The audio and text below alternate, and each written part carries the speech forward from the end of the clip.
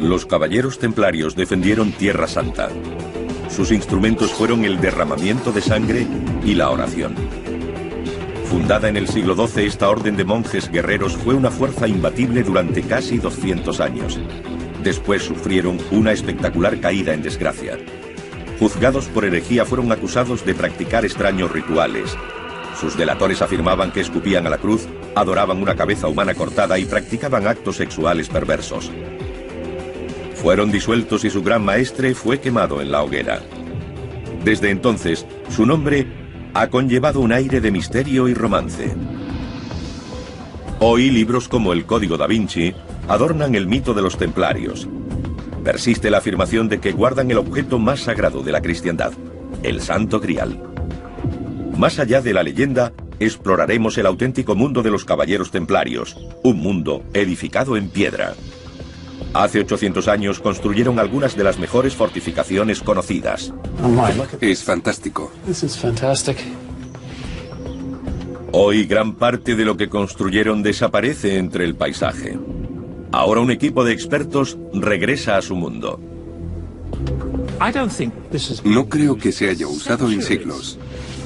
Usando lo último en animación por ordenador, revelarán por primera vez en 8 siglos el mundo perdido de los caballeros templarios.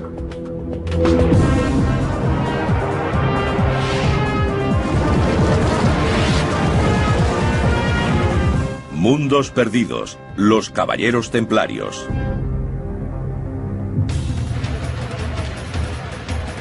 En un rincón de Oriente Próximo se encuentra el mundo olvidado de los caballeros templarios. La actual ciudad siria de Tartus fue la Antartus o Tortosa de los templarios, dominada por su espléndida fortaleza. Los que pasaron por la ciudad en el siglo XIII hablaban de una enorme capilla y un gran salón, un castillo inexpugnable y sólidas murallas con torres que parecían coronadas de piedras preciosas. Ahora lo único que permanece intacto es la catedral. En tiempos de los templarios fue un importante lugar de peregrinación. El resto de la ciudad fue desapareciendo. Solo quedan fragmentos de ruinas incrustadas en la ciudad moderna. Hoy los habitantes parecen ignorar que viven en la que fue la gran ciudad de una hermética organización internacional. Nuestros expertos reunirán las pistas encontradas en Tortosa para reconstruir el mundo perdido de los templarios.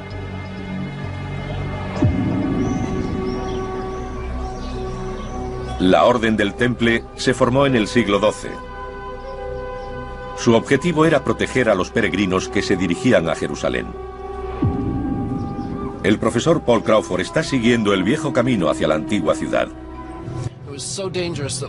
Era tan peligroso que un peregrino escribió a su casa después de hacer la ruta, contando que había visto montones de huesos esparcidos a ambos lados del camino. Si un amigo moría, no te parabas a enterrarlo, porque esa fosa podía convertirse en la tuya. Podía aparecer cualquiera, matarte y enterrarte en ella. Los caballeros hacían votos de pobreza, castidad y obediencia. Ofrecían su vida para custodiar las rutas que seguían los peregrinos y se convertían en monjes guerreros. Pronto el papel de los templarios se extendió a la defensa de los territorios cristianos en Tierra Santa de los caudillos musulmanes. Los templarios representaban un nuevo concepto, la fusión de la dedicación medieval de un guerrero por un lado con la de religioso por otro. Uniéndolas apareció la figura del combatiente religioso. Este concepto de guerra santa era nuevo e impactante.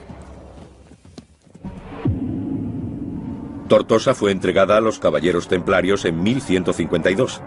A cambio protegerían la ciudad y el terreno circundante de los musulmanes que querían que los pobladores cristianos abandonaran Tierra Santa. El centro de la ciudad era el castillo, regido por los monjes guerreros. David Nicole intenta encontrar las murallas del castillo para comprender cómo construyeron sus defensas. Esta es la muralla interior. Tiene lienzos cortos entre esas torres que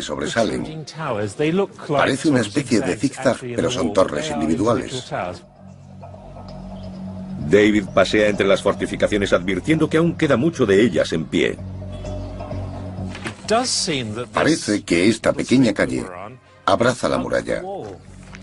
No podemos seguir más en esa dirección. El muro, hecho de grandes bloques de mampostería, desaparece entre esas casas. Enlazando todos los restos se puede desvelar la verdadera escala del castillo. 2 murallas concéntricas lo rodean por 3 lados. Protegiendo el flanco que da al mar, hay 2 grandes torres. Estas murallas fueron diseñadas para soportar al atacante más implacable. Documentos de la época nos hablan de ejércitos enemigos que intentaron socavar las defensas para tomar el castillo.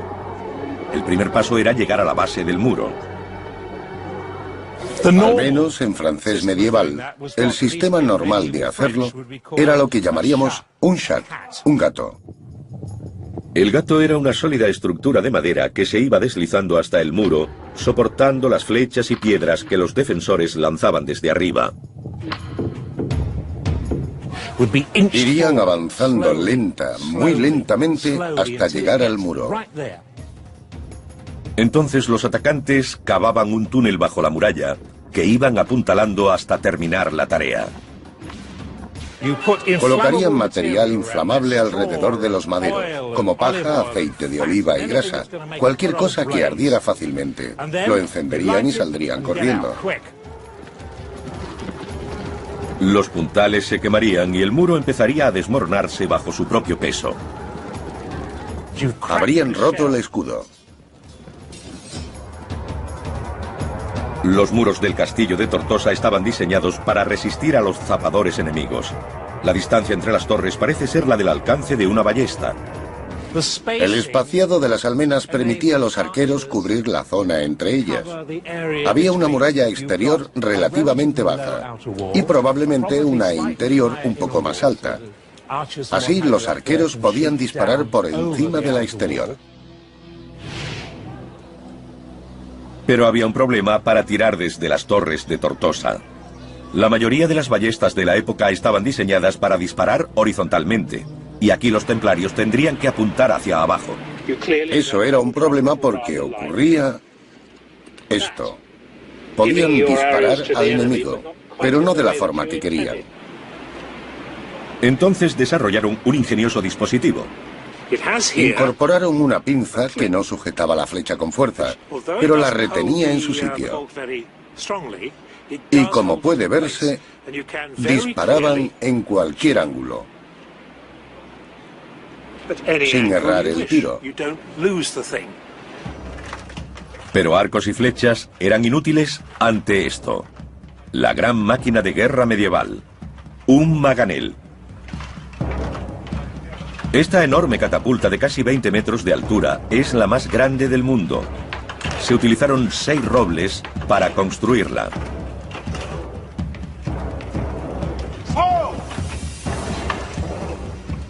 Para los templarios del interior del castillo, la visión de una máquina como esta habría sido aterradora. Pronto, piedras de 30 kilos caerían sobre la fortificación con un efecto devastador.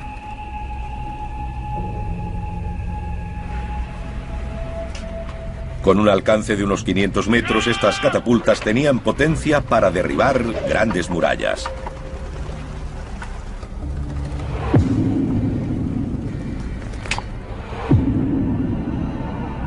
David Nicholl ha reunido todas las pistas para reconstruir las torres y murallas diseñadas para soportar el efecto de las catapultas y los zapadores. Si el enemigo abrió una brecha en el muro exterior mediante un túnel, aún quedaba otro interior que traspasar, y con un grosor de 6 metros era casi inexpugnable. Tortosa fue la puerta de entrada a una serie de fortificaciones igualmente imponentes que protegían los territorios a través de Tierra Santa.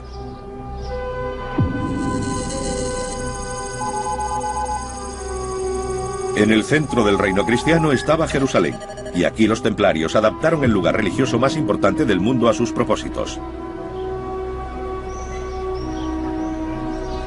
En la primera cruzada de 1099, los cristianos tomaron Jerusalén a los musulmanes. En el monte del templo se erigía la espléndida mezquita de Al-Aqsa, construida en el siglo VII. En el Jerusalén cristiano, Al-Aqsa serviría como cuartel general de los templarios. Eso significaba que ellos quedaban así unidos a uno de los lugares más importantes de la cristiandad. En la Biblia hay todo tipo de historias asociadas con esa zona. Se supone que Jesús caminó entre sus muros haciendo milagros. Los templarios quedaban asociados a esos hechos. La antigua mezquita fue adaptada para convertirse en centro administrativo. Bajo ella, en cámaras subterráneas, los monjes guerreros guardaban sus caballos, listos para entrar en combate y defender los santos lugares de Jerusalén. Los espléndidos arcos de los establos medían 9 metros de altura y cubrían una zona de 6.000 metros cuadrados. Las cuadras podían albergar a más de 1000 caballos. Un visitante occidental afirmó que si se disparaba una ballesta, la flecha ni siquiera llegaría al otro extremo debido a su tamaño. Ahí se instalaron los templarios. Esta militarización de los santos lugares personificó el papel espiritual y militar de los caballeros. La defensa de la costa oriental cristiana supuso muchas vidas. En el extremo más alejado de su red había una iglesia donde se reclutaban nuevos hombres.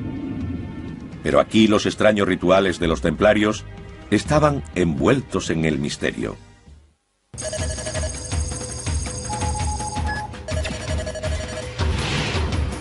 En el centro de la ciudad de Londres está el cuartel general inglés de los caballeros. La iglesia templaria fue consagrada en 1185. Su estructura recuerda a la del templo más importante del mundo cristiano, el Santo Sepulcro de Jerusalén. El Santo Sepulcro se construyó en el lugar en que muchos cristianos creen que Jesús fue crucificado, enterrado y resucitado de entre los muertos. Igual que el Santo Sepulcro, la nave de la iglesia templaria es circular.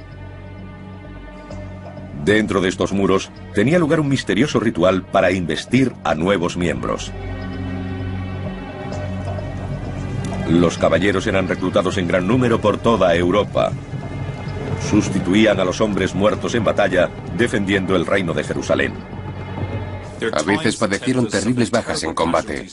En 1244 murieron 312 en una batalla. Eran 348 templarios. Los nuevos miembros entraban en el templo por la puerta oeste, que después se cerraba con llave. La ceremonia era secreta. Era al amanecer, cuando el sol empezaba a salir, como si fueran a entrar en una nueva vida. Los iniciados pasaban a la nave circular entre fantasmales estatuas. Entonces comenzaba un solemne ritual. Los nuevos miembros hacían voto de pobreza, castidad y obediencia. No podían besar a las mujeres, ni siquiera a sus madres o hermanas. Como caballeros, estos hombres sufrirían por Dios y serían siervos de los templarios para siempre. El secreto de la ceremonia provocó rumores fuera de la fraternidad. Se oían cosas muy extrañas. Un caballero dice que tuvo que besar el blanco vientre sarnoso de uno de los maestros. Retrocedió ante la terrible visión. Sin embargo, no hay duda de que sus ritos de iniciación eran muy sospechosos. Los rituales secretos llevados a cabo en su interior contrastaban con la visible presencia del exterior. La iglesia fue construida como un anuncio de su causa, el reino de Jerusalén. Pronto pobres y ricos empezaron a legar su dinero y propiedades al temple. Estas extrañas estatuas sobre el suelo de la nave representan a los donantes más generosos a la causa. Estas personas habrían sido ricos terratenientes de Inglaterra. Representarían lo mejor de la caballería inglesa de la época. Con la entrega de grandes sumas de dinero, los contribuyentes se aseguraban la gloria a los ojos de Dios. Los caballeros templarios se convirtieron en lo que hoy sería una organización multinacional y multimillonaria. Con la riqueza y las tierras que adquirieron, los templarios se convirtieron en una institución riquísima. Tenían sedes con representantes por toda la cristiandad y gozaban de confianza. Los hombres que partían a las cruzadas les confiaban el cuidado de sus riquezas. Los templarios operaban como una banca internacional. Los peregrinos podían depositar dinero en Europa y retirar sus fondos cuando llegaban a Tierra Santa. Eso reducía el riesgo de robos en el camino. Los templarios son la primera organización bancaria internacional. La ciudad de Antartus o Tortosa no era solo una importante sede templaria. Su ubicación costera proporcionaba un vínculo vital con Occidente. David Nicoll ha localizado junto a la muralla del castillo el puerto donde atracaban los barcos de esta orden. Hombres, mercancías, caballos, alimentos y suministros. Prácticamente de todo era transportado por mar. Comunicaciones, mensajeros e informes que volvían a la sede central de los templarios mantenían a todos informados de lo que ocurría en esta parte del mundo. Ahora podemos saber cómo pudo ser el puerto de Tortosa en época templaria. Hace 800 años el mar habría chocado contra los muros del castillo, permitiendo que hombres y mercancías pudieran ser descargados en la ciudad. Estos muros encerraban una zona ahora llena de casas modernas. Ocultan lo que en su día fueron magníficos edificios medievales. Las fuentes contemporáneas nos cuentan que los templarios adinerados construyeron aquí una gran sala y habrían ideado en ella planes de batalla y tácticas mientras defendían el territorio circundante. Paul Crawford está buscando los restos del edificio templario oculto por esta serie de casas. Sería magnífico ver lo que hay detrás de estas casas ahora.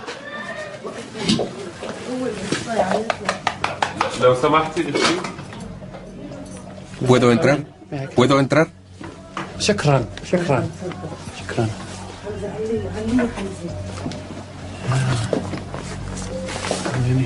Ya estoy dentro. A ver si puedo subir. Han construido sus casas sobre partes del gran salón.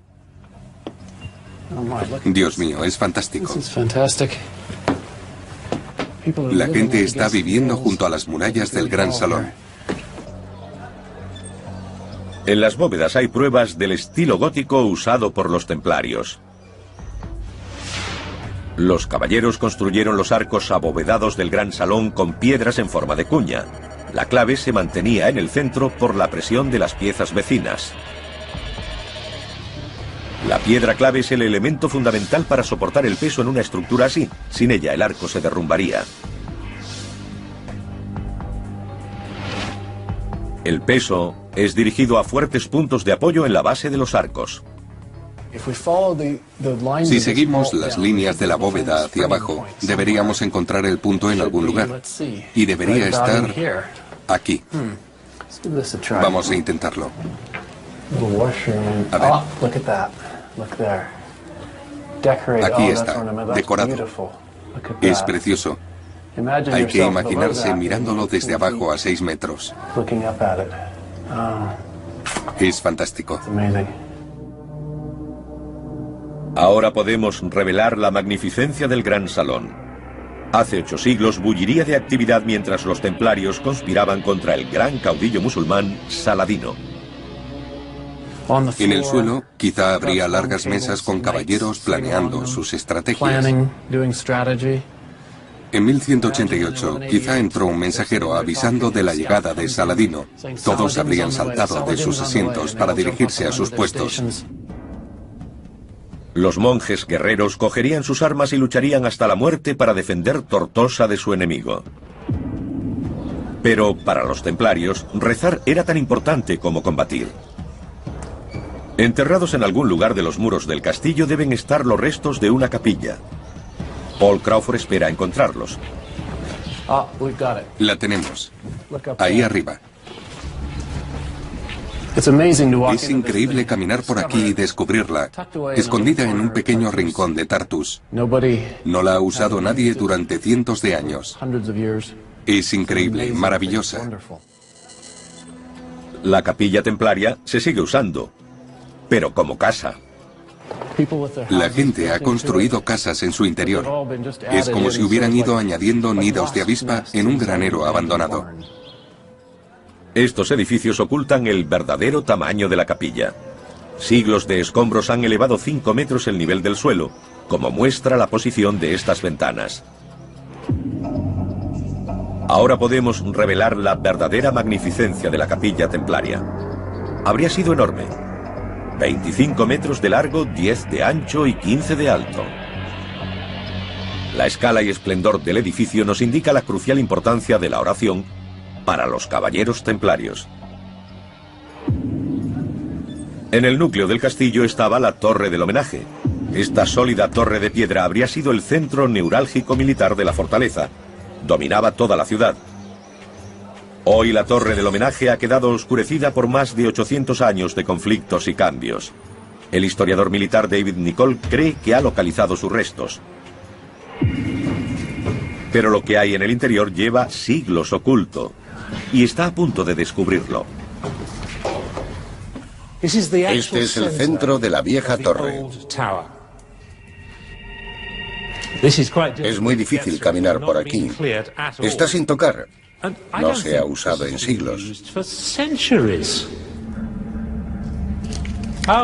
Hay una puerta. David se ha tropezado con el santuario interior de la torre. Si la ciudad fuera atacada, este habría sido el último bastión. Aquí puede haber pistas de cómo sobrevivieron durante los asedios. Por el sonido está llena de agua. Da un poco de miedo. Hace eco y hay escalones que llevan hasta el agua. Es escalofriante. Hace un descubrimiento asombroso. Una cisterna que sigue llena de agua siglos después de marcharse los templarios. ¿Qué profundidad tendrá? Bastante. No pienso meterme ahí. Ante un asedio, los caballeros podrían haber permanecido en la torre durante semanas. La cisterna sería un suministro esencial de agua. A continuación, hay otra cámara. La calidad de la construcción es asombrosa incluso en las profundidades de la Torre del Homenaje. Está muy bien hecha. Miren esa ventana. Cualquiera se sentiría orgulloso de encontrar eso en alguna de nuestras parroquias. Este era el depósito de armas. En lo alto hay un pequeño orificio de acceso. Una trampilla secreta habría proporcionado a los templarios espadas, escudos y ballestas. La cisterna y el depósito de armas de la Torre del Homenaje representaban la última línea de defensa de los templarios. En 1188 su gran enemigo Saladino atacó Tortosa. La ciudad y sus murallas cayeron, pero la torre, con sus muros de 5 metros de espesor, permaneció en pie, un testimonio de su construcción y diseño. Ahora por primera vez, el equipo de historiadores ha redescubierto la perdida ciudad templaria de Tortosa y la ha devuelto a la vida.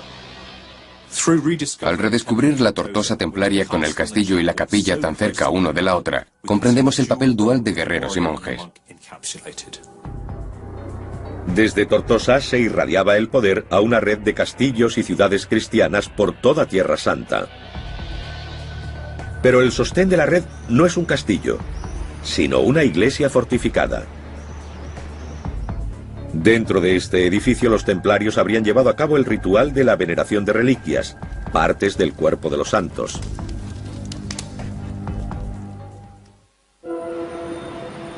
Desde el puerto de Antartus o Tortosa, los caballeros irradiaban su poder y riqueza por toda Tierra Santa. A casi 50 kilómetros de Tortosa está Chastelblanc, en la frontera del reino cristiano. Hoy todo cuanto queda es una solitaria torre de piedra en una colina que domina la moderna ciudad de Safita. Chastelblanc sobresale 30 metros sobre el pico más alto de la región. Pero es un edificio especial y único. Es una iglesia fortificada. Es el ideal templario, hecho piedra. La fe cristiana defendida por el poder militar. Se unen la función del guerrero y la vocación religiosa porque es un edificio religioso. Es una iglesia, pero tiene saeteras en vez de ventanas con vidrieras. Oculta dentro de los muros de 5 metros de espesor de la iglesia fortificada hay una escalera secreta. Conduce al tejado. Paul Crawford está explorando la fortificación para determinar por qué se construyó Chastel Blanc precisamente aquí. Ahora entiendo por qué los templarios construyeron una red de castillos en este lugar. No es un desierto, no está cubierto de arena. Hay huertos, olivos, naranjos y limoneros. Mucha riqueza vegetal. Es un paisaje muy bello. No era atractivo solo para la vista, también lo era para el bolsillo. Un territorio muy valioso económicamente. Desde aquí divisaban todas las fortificaciones cercanas, con el inexpugnable Chastel Blanc en el centro de una red defensiva. Era el sostén de una red de castillos que mantenía esta rica y fértil tierra defendiéndola. Chastel Blanc tiene un bello diseño compacto, con una capilla en el nivel inferior y un dormitorio encima. Debajo, tallado en la roca, hay un depósito de agua. Pero para el constructor medieval, levantar una fortificación en lo alto de esta colina representaba un reto importante. Es muy caro construir un castillo así. Solo hay que ver el espesor de los muros, el tamaño de los bloques y lo cuidadosamente que fueron ensamblados. El historiador David Nicol ha estudiado cómo lograron mover estas gigantescas piedras de 1000 kilos para construir sus castillos. Usaron grúas de madera y poleas. Era un sistema muy sofisticado. Tenían la misma ingeniería que nosotros, con la diferencia de que entonces todo era madera y cuerdas. No había acero ni ningún material de ese tipo. Y en vez de electricidad o combustible diésel, la tracción la proporcionaban hombres o animales. Una persona se colocaba dentro de la rueda y caminaba, como los hámsters en la rueda de su jaula. Eso se transformaba en potencia que tiraba de las cuerdas. Era muy eficaz. La ingeniería utilizada es impresionante, pero no lo es menos su calidad. Cada piedra está labrada a la perfección. Miren esto. La parte inferior de la ventana está inclinada para poder asomarse. En caso de que llegara algún enemigo, se podían disparar flechas y dar en el blanco gracias a la pendiente. No había ningún ángulo muerto. Para los templarios, la guía en el campo de batalla llegaba de Dios. Dentro de su capilla fortificada, los monjes guerreros habrían participado en rituales religiosos, venerando reliquias de santos. En la historia cristiana siempre ha existido ese elemento de aproximación a un santo, venerando o incluso tocando sus reliquias. A menudo se trataba de un fragmento de hueso o un trozo de ropa de un santo, a veces de algo más tremebundo como una cabeza cortada.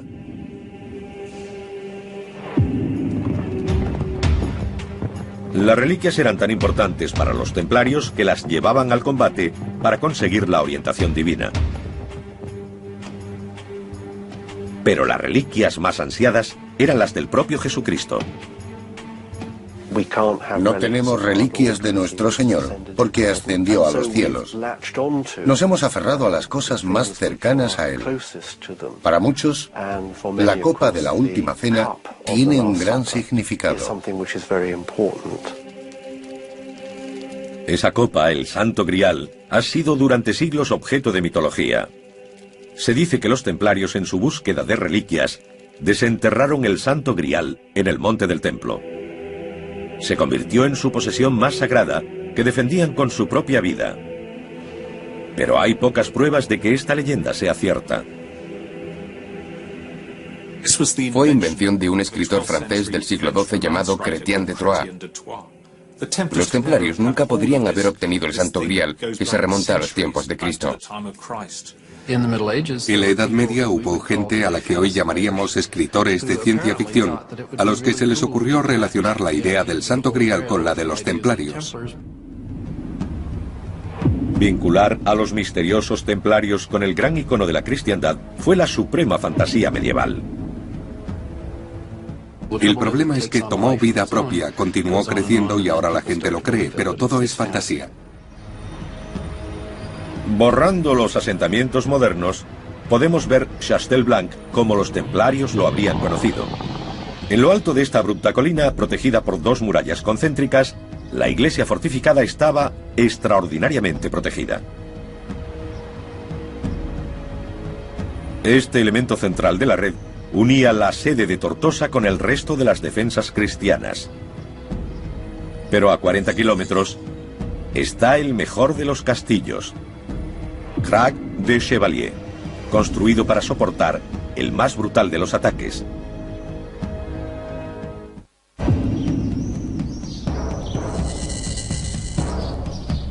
Lawrence de Arabia calificó a Crac de Chevalier como el mejor castillo del mundo.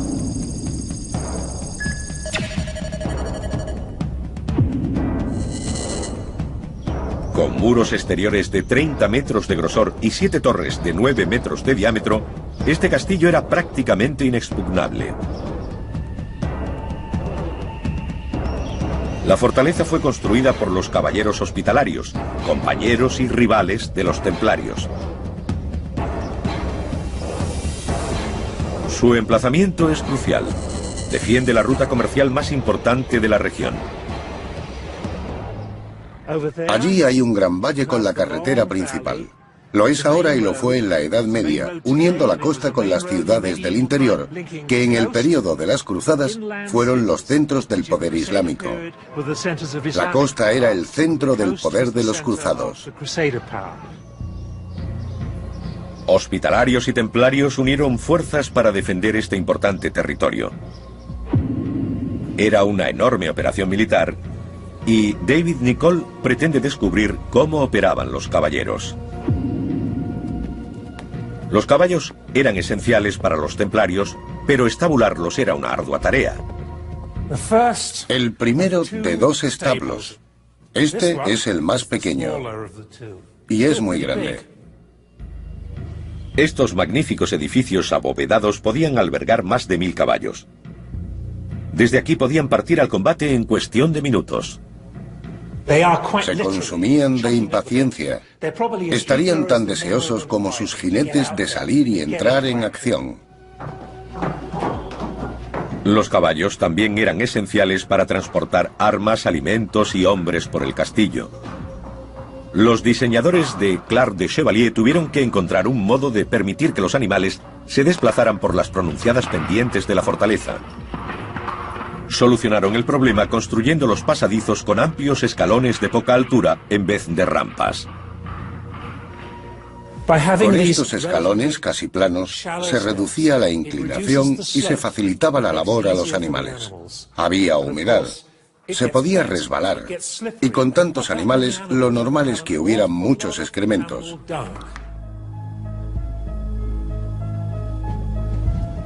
El movimiento de los hombres por el castillo también era importante, especialmente bajo un ataque. Estamos en las profundidades de esta gruesa y sólida pieza de mampostería. Esto es conocido como un muro-galería, un pasadizo secreto dentro de la amplia fortificación que permitía a los caballeros moverse ocultamente alrededor del castillo en momentos de ataque. Les gustaba estar tan ocultos como fuera posible del enemigo. En pleno ataque, la gente corre de un lado a otro proporcionando flechas a los tiradores, llevando agua y comida o ayudando a los heridos. Había mucha actividad durante un sitio. Los caballeros disparaban desde las aspilleras y también desde una ingeniosa pieza de ingeniería medieval llamada matacán. El matacán sobresalía de los muros del castillo. Era una astuta medida antizapadores. Estando sobre ellos podían lanzar piedras o cualquier material hiriente, agua hirviendo o aceite hirviendo. No, el aceite no, porque era muy caro. Pero se podía verter agua hirviendo sobre la cabeza de los zapadores. Era un método muy eficaz. Les caía encima.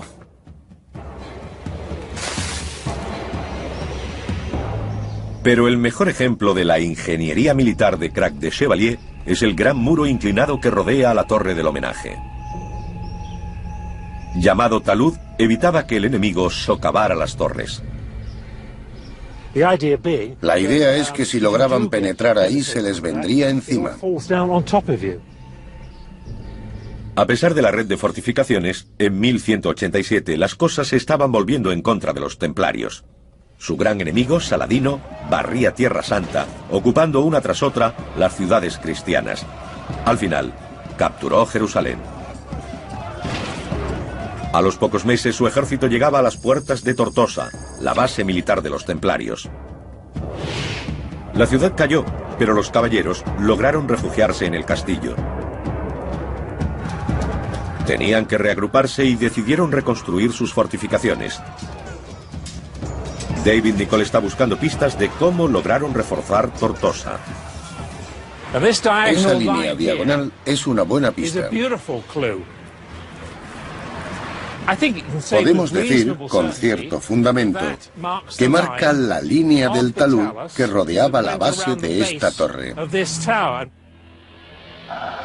Este talud indica que Tortosa resistiría el ataque de un enemigo que intentara socavar sus muros. Dentro, David hace otro descubrimiento. Está claro que la parte interior de la torre del homenaje, que cuenta con un depósito de armas y una cisterna, está rodeada de una fortificación tardía. Lo que hicieron los templarios fue añadir material en el exterior. Lo fortalecieron y agrandaron. Por fuera estaría el mar. Ahora la estructura era muy fuerte.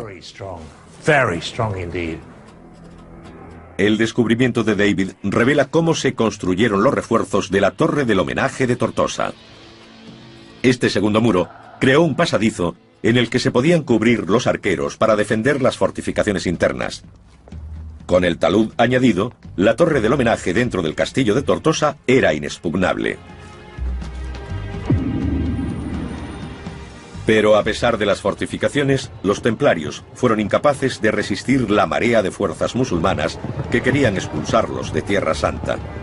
A finales del siglo XIII habían caído todos sus castillos excepto Tortosa. Pero sin su red de fortalezas, los caballeros estaban condenados. Dándose cuenta de que todo estaba perdido, se retiraron a una pequeña isla a 1 kilómetro de Tortosa. Su riqueza, secreto y brutalidad estaban a punto de volverse contra ellos. En 1291, los templarios habían fracasado en su misión de defender los territorios cristianos de Tierra Santa. Habían caído sus aparentemente inexpugnables fortalezas. Los templarios se vieron empujados a la costa hasta Tortosa, el único castillo que les quedaba. Pero sin su red, también este estaría condenado a caer. Solo les quedaba la opción de la huida. Tortosa ya era inútil, no se podía defender. En agosto de 1291 los templarios cogieron sus barcos y zarparon.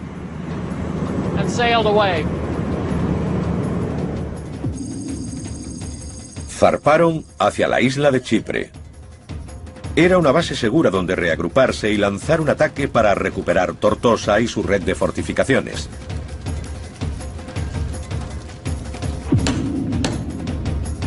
Prepararon una flota de barcos diseñados para transportar a los caballeros hasta la costa. Los caballos serían esenciales para este nuevo asalto, y los barcos podían cargar hasta 30 animales cada uno. Pero el viaje por mar desde Chipre hasta Tortosa es de más de 150 kilómetros. Transportar caballos a esta distancia sería todo un reto. Los caballos se mareaban igual que los humanos, pero a diferencia de las personas, los caballos no saben vomitar, y eso es un problema. Lanzar un ataque con caballos enfermos sería desastroso. Los templarios necesitaban hacer una escala para recuperar a sus animales. A 1 kilómetro de la costa de Tortosa está la isla de Ruad. En Ruad podrían desembarcar los caballos y descansar. Después volverlos a cargar en el barco y llevarlos a la costa. Así estarían en buenas condiciones para el ataque. En 1300, los templarios partieron hacia la isla de Ruad con una guarnición de 120 caballeros y 500 arqueros, listos para actuar. Volvieron con la idea de usar la isla como cabeza de playa, recuperar Tortosa y después el resto. El único territorio de Tierra Santa en poder aún de los templarios era Ruad, una isla de menos de 1 kilómetro de longitud. Lo habían perdido todo. La línea costera que hemos visto antes, la ciudad de Tortosa, la catedral, Crac de Chevalier, Chastel-Rouge, Chastel-Blanc, todas las grandes fortificaciones del interior habían caído y sus posesiones habían quedado reducidas a una isla solo un poco más grande que la ciudad de Tortosa.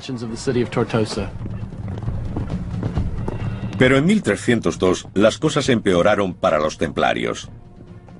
Una fuerza musulmana descubrió la presencia de una guarnición en Ruad que amenazaba sus territorios y lanzaron un ataque anfibio.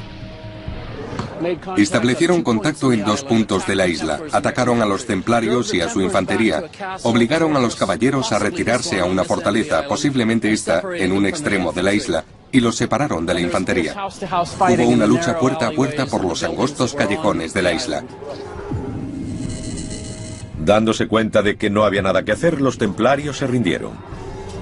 Su último bastión había caído en manos de su enemigo. La era de los templarios como defensores de Tierra Santa había llegado a su fin. Ahora tenían que rendir cuentas en Europa. Su vocación era defender los lugares santos y habían fracasado. La gente llevaba siglos financiándolos porque ellos iban a salvaguardar los lugares cristianos, pero fallaron. La reputación de los grandes templarios había quedado destrozada. El 13 de octubre de 1307, el rey de Francia ordenaba su detención. Los acusó de negar a Cristo, de escupir a la cruz, de orinar en la cruz. Los acusó de prácticas homosexuales, de adorar ídolos y cabezas. Molestaban sus misteriosos rituales, en particular la ceremonia secreta de recepción en la que los nuevos caballeros juraban su entrada en la orden. La gente se preguntaba qué podría pasar detrás de esas puertas cerradas. Si era algo bueno, como decían los templarios, si era algo sagrado y honesto, ¿por qué nadie podía entrar a verlo? Debía ocurrir algo horrible y obsceno que querían guardar en secreto. No hay humo sin fuego. Los templarios fueron interrogados bajo brutales torturas. A un sacerdote templario le pusieron los pies sobre el fuego y le quemaron las plantas hasta que se le cayeron los huesos. Otros templarios fueron colgados del techo de mazmorras con pesos atados a los pies o incluso a sus testículos. Aquellos hombres rotos confesaron desde la adoración de ídolos hasta la sodomía. Sabemos que se puede hacer sufrir a un hombre hasta el punto de hacerle confesar cualquier cosa. Eso hace que los historiadores sospechen que los cargos contra los templarios no fueron ciertos. En marzo de 1314 los templarios fueron encontrados culpables en su totalidad. El gran maestre fue quemado en la hoguera y se disolvió la orden.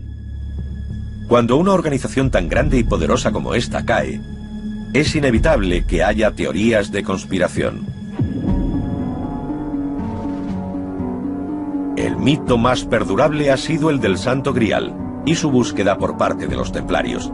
Ha cautivado la imaginación occidental más que ninguna otra leyenda. En el juicio y los interrogatorios no se mencionaba este hecho. Si los templarios lo hubieran tenido en su poder, habría salido a la luz, pero no se menciona en ningún momento. La destrucción de sus documentos en el siglo XVI por los invasores turcos ha generado un halo de misterio alrededor de los caballeros templarios. La obsesión de los templarios por el secreto, su interés por las reliquias y rituales arcanos, hacen que ellos fueran su peor enemigo. Pasaron de héroes de la cristiandad a reos culpables. Hoy todos conocemos a los templarios por la mística que los rodea. Pero sus construcciones defendieron Tierra Santa durante casi 200 años. Ahora van desapareciendo lentamente en el entorno, y parece que el estatus mítico de los templarios sobrevivirá a su mundo perdido.